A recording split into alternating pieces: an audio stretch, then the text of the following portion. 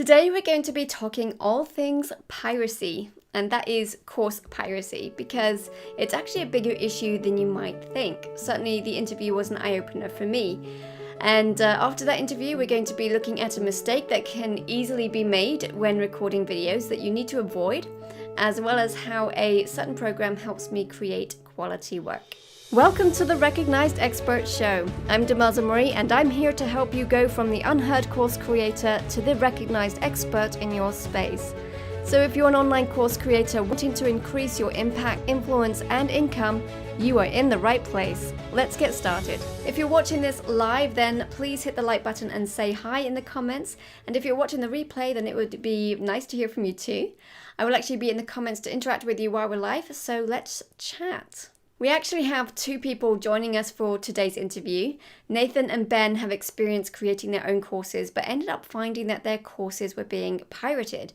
Now, this may not be something you've given much thought to as a course creator, but if you're concerned about your course being pirated and falling into the wrong hands, which does actually happen more than you might realize, this interview will really help with knowing what you can do about it. Hey, Ben and Nathan, thank you so much for joining us today and sharing about this really important topic that I hadn't really given much thought to myself when we first talked about it. But I would love for you just to share a little bit about your background and how you got into this whole piracy issue of pirating courses. Well, thank you. Yeah, sure. Oh, go ahead, Ben. I'll go ahead first. No, Nathan, why don't you go ahead first, and then I'll take it from there. Okay, I'll just say, thank you for having us on your show. Really appreciate it. My name is Nathan, and I'm a teacher, so I'm involved in creating courses, and that's a little bit how I'm connected to this. And Ben? Yeah, thanks, Nathan. I guess we're both eager to start talking, so sorry about that.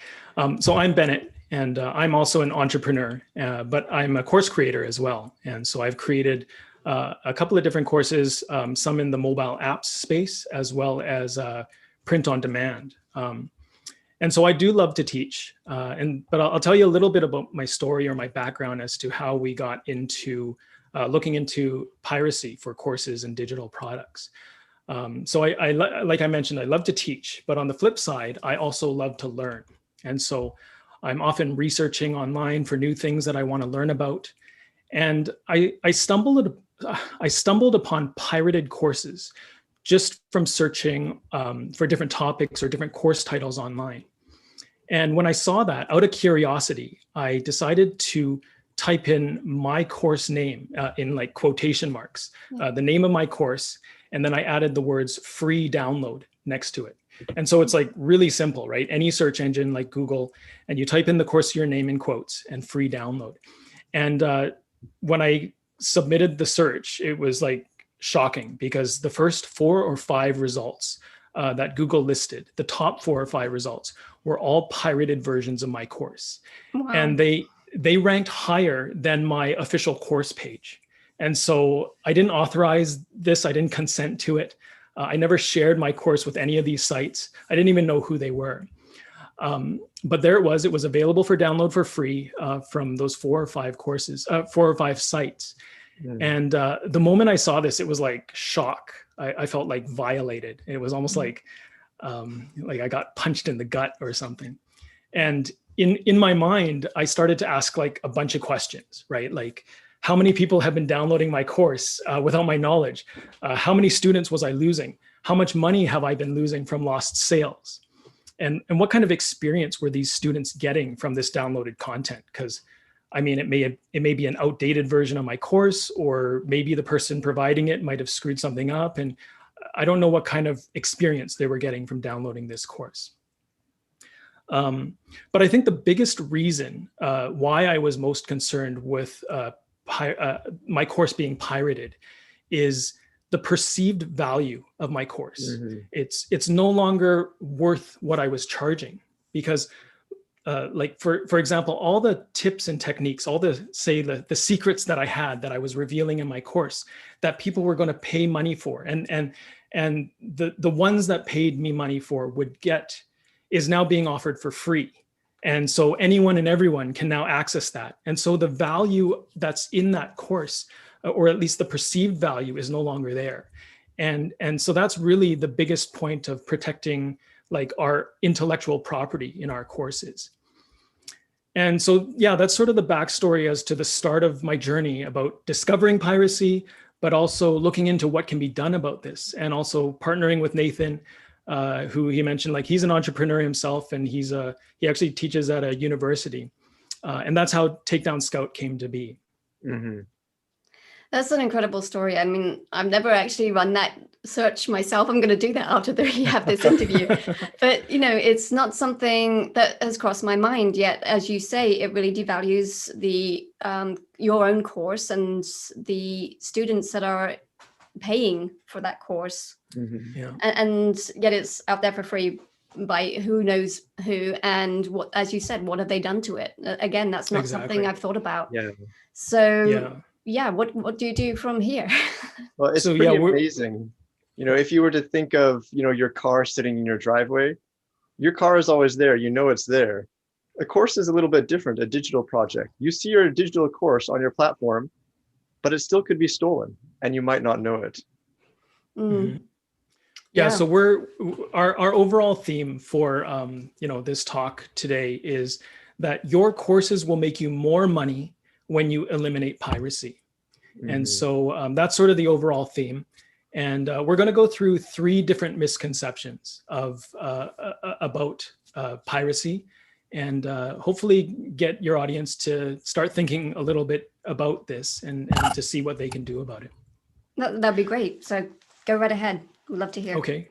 Yeah, sure. So the first misconception is that pirators won't buy your course anyway. And we've looked through forums and a lot of different discussions going on about piracy, especially for course products. And one of the common things that people say is that, well, pirators aren't going to buy your course anyway. And so just to address this, while it's true that maybe pirators who are actively distributing, like they're deliberately taking people's content, copyright material, and putting it up for free, maybe those people aren't going to buy your course. That may be true. But what is not true is for your prospective students who stumble upon a pirated website with your course on it. Kind of like me, looking for different courses online or looking for different things to learn online. And I just happened to stumble upon a course that was pirated. I think those types of people are the ones that are going to be buying your course or potentially buying your course. So it's a little bit of a misconception to say, well, pirators aren't going to buy your course anyways. So it doesn't matter. It's all the other people that suddenly find that free version and download it that's really affecting us as course creators. And so another way to put it is that it's human nature to follow the path of least resistance. And so if your course can easily be found and downloaded for free, then that's what prospective students or prospective customers are going to do, right? If it's accessible. I mean, maybe not everybody, but I think a large portion of those people can potentially do that. So yeah, that's just to address that not all pirators will not buy your course anyways. Right, that makes sense. As you said, if I'm searching the internet for something and I find a free course, I'm not necessarily thinking about it being pirated. I'm just like, hey, it's a free course. Yeah, thanks. Yeah, and I'll be honest, I've fallen into that boat too, right? It's like, oh, wow, this is great information, and I'm amazed that it's free. And people don't really consider, the ramifications of, was this actually a paid course? Is this infringing on someone's property? They just download it, right? Yeah. And so that's the reality. I certainly wouldn't think about it. So yeah, that's certainly true. And once someone discovers that they have this piracy issue, often they think there's nothing that can be done about it. And they might tell themselves, oh, this is too hard or too expensive. But there actually is something that can be done. If you were to consider a big company maybe making movies or something like that, they got whole departments devoted to this and they're spending millions on it. But as a practical step, and if you go to our website, we do have an ebook that walks through these manual steps I'm about to share. There's a few things that you could do. First of all, you can get them delisted from search engines. So you can remove it from the search so people don't actually find it. Second of all, there's something called a DMCA takedown. This is a process that you can do yourself where you get the website to remove the material. And the third step, the one that, well, people don't have time to do, is to keep on top of it. So to constantly monitor your course and constantly monitor all the nooks and crannies on the internet to make sure that it's not popping up somewhere again. And then finally, spending money. That is what many people end up doing. And they consider that, oh, this could never be done. It takes too much time. It costs too much. This is too difficult. And this manual, time-consuming process, they're just like, they throw up their hands like, okay, there's nothing I can do. Then they come up with reasons why they shouldn't do anything. However, this is not actually true. So I just listed out a few steps you could do yourself, but also we have a service that will do all of this for you automatically. But before we get into how Takedown Scout does this, I want you to think about, as we were mentioning earlier, the value. Let's pretend you're selling apples. Everybody likes apples, or at least an apple. Now, if you're selling apples and one day somebody opens up shop next to you giving away apples for free, how much can you sell your apples for? Yeah, it's a good Right. example. You're not going to be able to sell them for much. Yeah, the value is suddenly gone. All that hard work that you put into your course, your heart and soul, you slaved away on this thing, maybe for a good period of time, it's gone. Right. Doesn't exist anymore. Everything that you put into it. So the key is, oh, go ahead, Ben. No, I just wanted to touch on the point that you're making about those manual steps, because this is part of our second point, is that there is something that you can do about it, but there's all these steps, and like Nathan mentioned, there's that guide on our website where it actually goes through those steps in details, so someone could follow that and do something about it. But the reality is that you might take down a pirated site one day, but you actually need to continually monitor every week or every month, because other people can make copies of that course and put a new site up with a pirated version. So it's almost like you can't just weed your garden once. It's almost like you have to constantly maintain it. And that's where the bulk of this work comes in, is like, oh, I got to keep watching every day or every week just to see if there's anything new. And so very quickly, when I was doing this manually, I realized this is a lot of work. It's really time consuming. My time is probably better spent doing other things that are more productive. And then I thought maybe I could hire like a virtual assistant that could do it for me. But then just to get that person to do it could be like hundreds or even thousands of dollars I spend every month paying a virtual assistant to do that for me.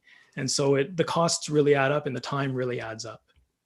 I was thinking that as you were saying it, that as course creators, that's not what we want to be focusing on. We want to be focusing on our students and serving them well, not searching the internet for pirated copies of our course. So it's a good idea to definitely outsource that in some form, I think. Absolutely. Yeah. And, outsourcing this is kind of where we step in and help.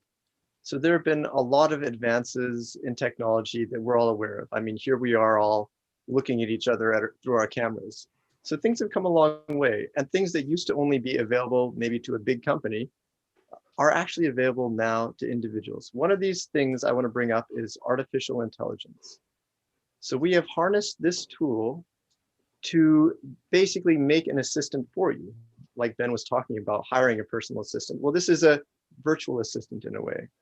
So Takedown Scout will go and find those instances of your course that are pirated, the free one. It will go find it, and then it will follow all the steps to get it taken down. And it does this over and over and over and over, basically forever. And you don't have to do the work. So we actually take care of that for you. Now, think about how much this would actually save you. So let's pretend you're, I don't know, charging $100 for your course, and you have so many people coming and buying your course. So you think you know how much your course is making. But what if you could actually double that amount that you were bringing in? Just think, if you had an option yourself and you saw the paid version of the course and the free version of the course, which one do you pick? Let's pretend 50% of the time you decide to pay. 50%. Now think about all the people who have come to your course. Those are only the ones who decided to pay. Where's the other 50%? So you can see that having someone take care of this for you is going to make your course bring in much more revenue than it has previously, simply because the only place to buy the apple is now from you. It can't be picked up for free from somewhere else. Yeah, and actually, Nathan, you touched on a good thing about that Apple analogy, which I just wanted to paint the picture on the flip side. And this, we've moved into our misconception number 3, just for your information, if Okay, someone's great. trying to count, like, where are the 3 things you're going to talk about? The third misconception is eliminating piracy is time consuming and expensive. And so just imagine on the flip side, if someone was on Google and they searched in your course name and typed in free download, and they searched through the first 5 or 6 pages and could not find any version of a pirated course, of your pirated course. Think of the psychology there, because they've already researched your course, let's say, and they know it's something that they want and that you can solve. It's a problem that you can solve for them. And they're looking for a pirated version, but they can't find any. It's almost like it moves your course into something that's even more valuable to them. Mm-hmm. It's like, wow, this is like exclusive content and people can't access it freely. And I'm actually going to pay money for this, which will then psychologically, I think that makes them value it even more and take the content even more seriously. Mm-hmm. So there's even more value you add when you actually protect it from piracy. And so hopefully that sort of paints the picture on the other end of, really protecting it, and people, for the students that really want it, it's actually going to make it that much more valuable. Mm. So that's a really good point, Ben. Yeah, no, I think it's something that's, like I said before many times, it's not something we consider, but if you can save money, if you can make more sales, and you have save time by having someone else basically, or a software actually do the work for you, then it seems to make a lot of sense just to have this as part of your course strategy or software that you have as part of your business, just to make sure that things aren't slipping under the table, and those apples are being given out freely to people who may be unaware that they are even getting pirated software and not experiencing the best that you can offer them. So if they're experiencing a less than the best of you, whether it's because with your course you normally have a community with it, for example, or some extra bonuses that you include, or any other kind of value that you would give if it was coming from you, they're not getting that. So they're not getting the full experience. Yeah, as they would that's a if great they were point, getting it from you. Yeah, exactly. But maybe when they go to a pirated site, they don't realize they're missing all these other things as well, right? So you're, in a way, it's doing them a total disservice, but they don't realize it. So that's a great point that you made. Right. Yeah. And often as course creators as well, we're thinking about our whole business as a whole. And we probably have other courses that we could offer and serve them. And if they don't know about it because they've got it from a free pirated thing, they don't know that they can actually go further with you in the different courses that you have and get more transformation through what you can offer. Yeah. You're hitting on amazing points. That's right. Yeah. Half the people who didn't pay, they're not seeing everything else you have. So, you missed out not just on one course, but maybe on 5 courses that they could have got with you. Yeah. And there's something to be said about the element of control, right? You have control over your property, over your intellectual property. And when people take it, you lose that control. And so that's sort of like this kind of like the overarching principle of what we're talking about is you want to maintain control of your property, but also like maybe control is not the right word, but of your students, like to be able to sort of direct them to where you think they would most benefit from. And when you don't have that control and it goes to some other site and you have no control over it, it's like there's so much more that's lost than first meets the eye. Yeah, the value that you had is there because you offer it, right? Once you're disconnected from what you offer, suddenly a lot of that value disappears. And so we want to make sure that the value you poured into something, you get a return on that, but also that your students experience the true value of what you're offering. Because what you have actually is of value and is important to them. Yeah, this is really good. And maybe you can just maybe give us a way in which we can get access to this software so that we can protect our assets and help our students. This is actually really simple. So this isn't something you install on your computer. This is just a website you go to. It's takedownscout.com. And the sneak preview that we're offering is takedownscout.com/sneak preview. All one phrase. One word. Yeah. And if you go there, put in your email address, we'll notify you when your sneak preview is available, and you will be able to use our service for free for your listeners here. You will be able to do a scan and see if your course is being pirated on the internet at this very moment. That's going to be quite enlightening, I'm sure. Yes. Yeah, and just the reason why we're actually taking emails, like just to be open and transparent, this is a very new product for us. Like we're both entrepreneurs. We teach, and I'm a course creator as well. And so we're here trying to find solutions for ourselves, but as well as others like ourselves. And so it's a very new product, and we'd like to sort of open the floodgates to everyone, but at the same time, we need to sort of ramp it up and make sure everything is working properly and meeting the people's needs before we open the gates, so to speak. And so that's why we're kind of just slowly inviting people or asking people to come on and in a gradual pace. Mm-hmm. Okay, great. I mean, so we get, as you say, a sneak preview and early access to this software. So that's amazing. Thank you. That's right. Yeah. Thank you very much.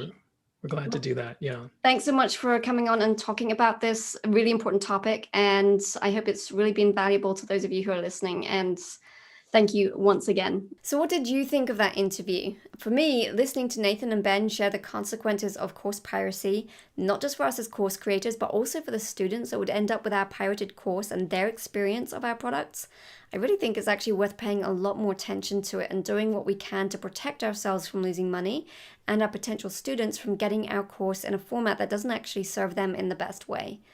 Now, I'd love to know what you think as well, so let us know in the comments what your biggest takeaway was and what you plan to implement this week as a result. Okay, so let's dive into today's quick tip, and that is to avoid mergers. Now, you might be asking, what is a merger? Well, it's anything that looks like it's sticking out of your body. So the typical one, of course, is standing in front of a tree and having tree limbs sticking out of your head. But when it comes to recording your videos, you might actually find it's a pot of flowers or some other kind of ornament that just might be sticking out of your body in some way. Sometimes it might actually look like something sitting on your shoulder or your head rather than actually protruding from your body. So it still looks distracting. And the thing is, the camera doesn't always differentiate what's in the background from you as the subject. So there's two ways you can get around this. So the first thing is obviously you can just remove the item in the background completely, or you can just move yourself or your camera angle slightly. And often just a slight adjustment on your part or that of the camera can actually make enough of a difference. So as you look at yourself on camera, just be mindful of what's happening right behind you and see if there's anything that could be a distraction. Now, if you're using a DSLR or a camera where you can get the blurry background effect, then that can also help because the object in question isn't as focused as you are being the subject. So just bear in mind that if you are going to use this option, that you will need to have enough distance between you and the object in order for the lens to focus on you and to blur out the object in the background. Now, if you would like your questions answered on this show, make sure you join the Facebook group, which is the Online Course Creators Using Video, and you can post on the questions thread in the announcements section, and I'll check those out and include those questions here in this show. Now, as course creators, there's a lot that makes our business run effectively, so I like to recommend some of my favorite things as a course creator business owner, and today's recommendation is Photoshop. Now, I admit that this is more of an advanced program and wouldn't be a good fit for everyone. However, I'm going to share what I use it for, and then it may be that you would find it helpful for some of these things too. Now, one of the most regular uses on an ongoing basis is that I create my thumbnails on it for things like my YouTube channel. I used to use Canva, which is actually another great option. But you can actually do a lot more with Photoshop to create the look that you want. And you want to make sure that your thumbnails stand out, obviously. For example, it's very easy to select a person out of an image and then move them into another image, which is what I actually do for this thumbnails for these shows. I just take the photos that I get from the people I'm interviewing, and then I can cut them out and immediately put them into a template thumbnail that I've created in there. So it just makes things very simple in that regard. I also use it for any touch-ups, such as getting rid of hair flyaways or temporary blemishes, such as scratches or spots and things like that in my photos that are likely to be published on my website or as my sales pages and places like that.